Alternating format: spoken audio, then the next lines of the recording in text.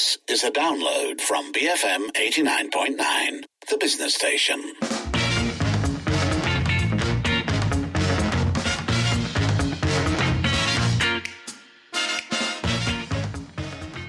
It is 7:16. You're listening to the evening edition with Sharmilla and Lynn. And now, the tabling of the anti-party hopping bill, previously set for April 11th, has been delayed again. We're getting into it. Yeah, before we get there, I did want to read this from Ro, who says the anti-hopping bill has hopped around Parliament more than the frogs it was supposed to stop. Maybe it should be called the hopping bill instead, hoping it'll be passed. And I wanted to start with that simply because that's about right. That's our entire story. That really is it. I mean, we've already seen it deferred from the initial date of March 24th. And, that was because the cabinet had not agreed to table it at the time. This was according to Datuk Sri Dr. Wan Junaidi. And the bill is now expected to be sent back for more study to be done on what the definition is of party hopping, including whether an elected representative who won as an independent joins a political party. Is that party hopping? Or an MP who joins another party after being sacked, is that also considered party hopping? I think the other one was about en masse. What happens if an entire party decides to shift away from a coalition? That was also in question. So, yeah. Just to be clear, though, while the bill is not going to be tabled, the constitutional amendment to facilitate the tabling of the bill is, in fact, still going to proceed on April 11th. A bit of an anticlimax, admittedly, but yeah, that's what's happening. Worth keeping in mind, for what it's worth, the anti-party hopping bill was a key component of that MOU between Pakatan Harapan and the government.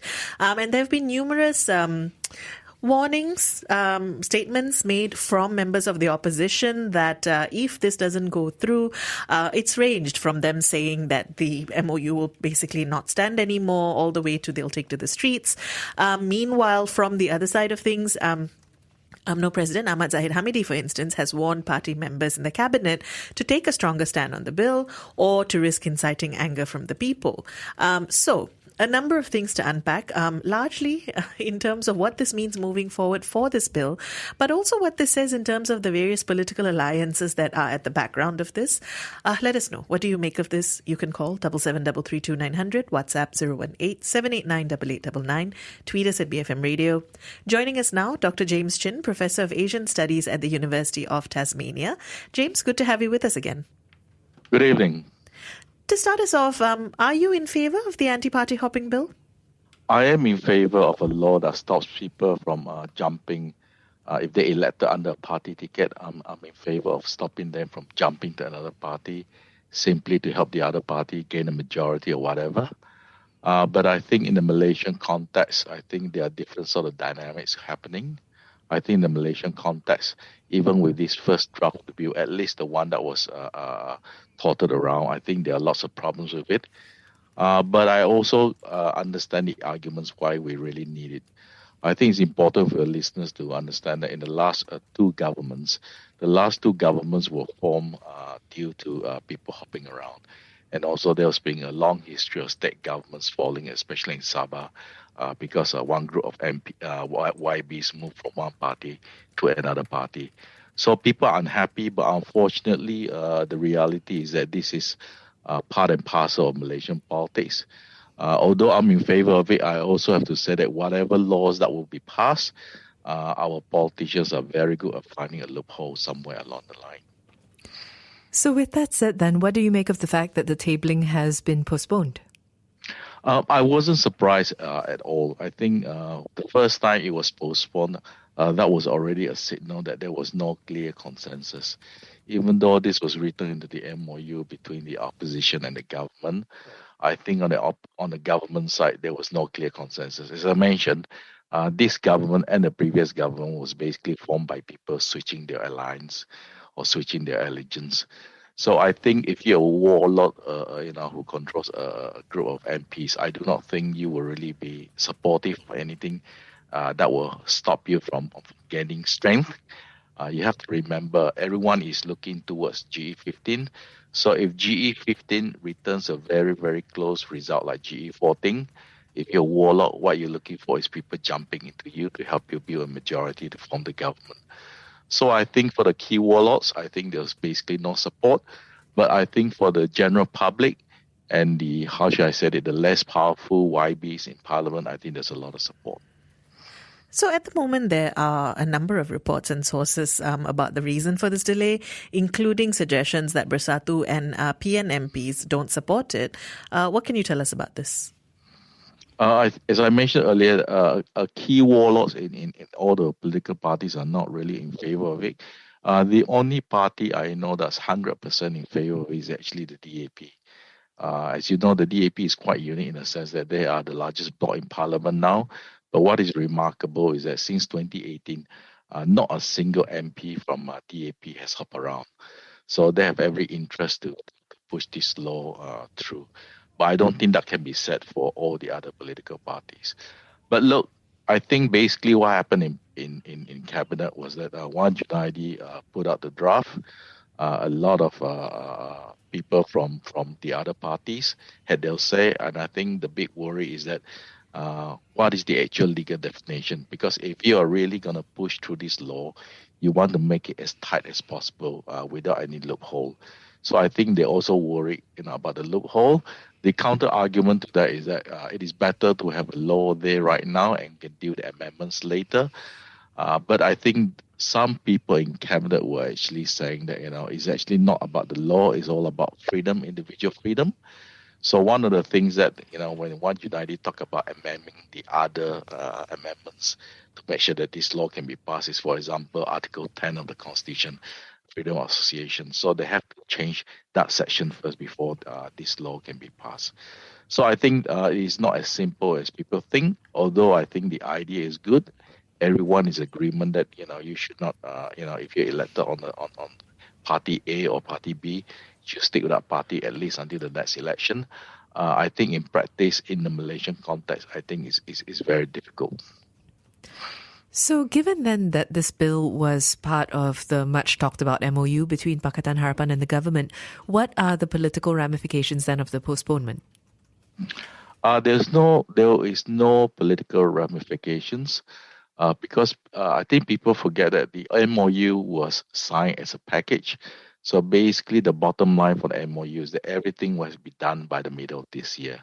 So they still have 3 months left. But even if the government do not do this, I don't think that the opposition will break the MOU for a very simple reason that the opposition is not ready for general elections. Everybody knows it's open secret. So they want to hang on to it as much as possible. So that's the reason why, in recent months you hear the opposition are talking about a second MOU to keep the government in power until end of the year. So basically, opposition wants to delay the general elections as long as possible. So, there is no red line or anything to cross. So I think the opposition, if it doesn't get passed, they won't do anything. They'll make a lot of noise, but I don't think they'll pull the trigger. I think for the general public, there's another bill that is much more important. I think for the general public, the number one item is that you have to make sure that if you pass something before the middle of the year or before GE15, the one bill that everybody that I know of wanted passed, including the warlords, is that they want to limit the tenure of the Prime Minister to 2 terms. I don't think anybody inside, outside government wants a situation where, the big man can stay for more than 10 years. I think we all agree that, staying for too long can lead to funny situations. I don't think anybody wants to see another Mahathir. On the part of the government then, what sort of political mileage would this delay result in? Look, there is really no political mileage out of this. If the government pass this and pass the 10-year thing for the PM, people say it's good. You have to remember these are the sort of things that we should have in the first place. The fact that we don't, it means that we're taking corrective measures. I don't think these are the sort of thing that you can go to the elections and say, look, I did a wonderful thing. I passed the bill, when in fact both sides can claim credit, because for constitutional amendment you actually need MPs from both sides to push it through. So both sides can claim credit for this. So there's really not much political mileage out of this at all. Having said that, Pakatan Harapan did say that they would take to the streets if the bill was not tabled and passed in the last parliamentary sitting. So, I guess what do we do with that statement? Look, they will hold a demonstration. It will probably be a small demonstration. I think that the demonstration will purely be symbolic. It doesn't mean much. I think what we really need, well, for me personally, and I think I speak for many Malaysians, that we really need a term limit. And if I had my way, I would say the term limit applies across the board, including for Menteri Besars. I think it's really important. I think Malaysia has reached a state in its political development where you cannot allow one person to sit there for unlimited number of terms. I think that is extremely bad for political development in a country like Malaysia. Looking ahead then, how do you see this all playing out in the next few months? So my understanding is that some legal questions were raised at the last cabinet meeting. So it's really up to the Attorney General's office to come back and explain in detail how these different parts of the amendments will affect the overall constitution. Where are all the different amendments that we made? Because my understanding is that they want to insert an item called 49A. They also want to amend Article 160 dealing with membership. But I think for the general public, they just want to see this done. They're not really interested in the details.